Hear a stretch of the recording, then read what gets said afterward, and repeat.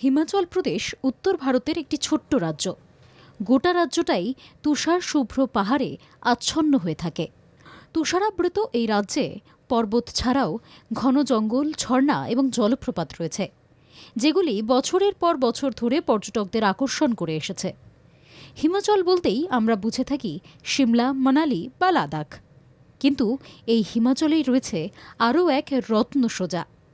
তীর্থান ভ্যালির অন্তর্গত সিরাজ উপত্যকায় অবস্থিত এই সোজা একটি হিমাচল প্রদেশের ছোট্ট পাহাড়ি স্থান। এখানকার আবহাওয়া সারা বছর বেশ মনোরম থাকে।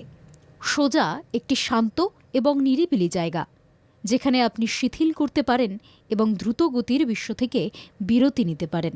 প্রকৃতিতে নিমজ্জিত একটি প্রায় অস্পৃশ্য জায়গা হওয়া সত্ত্বেও আপনি পুরানো কাঠের মন্দিরগুলি খুঁজে পেতে পারেন এবং ক্যাম্পিং, ট্রেকিং, মাছ ধরা এবং আরও অনেক কিছুর মতো কার্যকলাপ করতে পারেন এখানে ঘুরতে এলে। এই জায়গাটির পরিবেশ নিঃসন্দেহে আপনাকে সম্মোহিত করে তুলবে।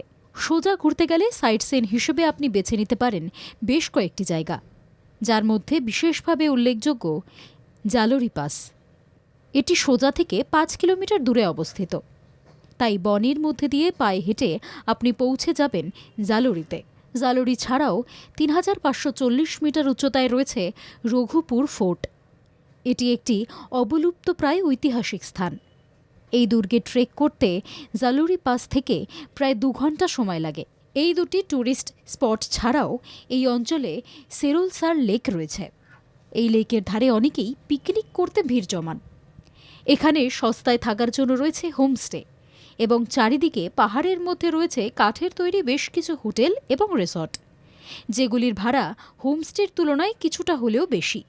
সারা বছর এখানকার পরিবেশ মনোরম থাকলেও মার্চ মাস থেকে জুন বা সেপ্টেম্বর থেকে নভেম্বর হল সোজা ঘুরতে যাওয়ার আদর্শ সময়। কলকাতা থেকে আকাশপথে আপনি ভুন্তার এয়ারপোর্টে চলে আসবেন। সেখান থেকে সোজার দূরত্ব প্রায় 75 কিলোমিটার। আপনি ট্যাক্সি বা ক্যাবে চেপে চলে আসতে পারেন এখানে। এছাড়াও রেলপথে যেতে হলে সোজার সবচেয়ে কাছের রেল স্টেশন যোগিন্দরনগর। সেখানে নেমে আপনি সড়কপথে সরকারি বাসে বা প্রাইভেট গাড়ি ভাড়া নিয়ে সোজা চলে আসতে পারেন সোজার এই মনোরম পরিবেশে। তাই দেরি কিসের? সোজার এই মন্ত্রমুগ্ধ প্রকৃতির সৌন্দর্য দেখার জন্য বাক্স প্যাটরা গুছিয়ে নিয়ে এক্ষুনি তৈরি হয়ে নিন।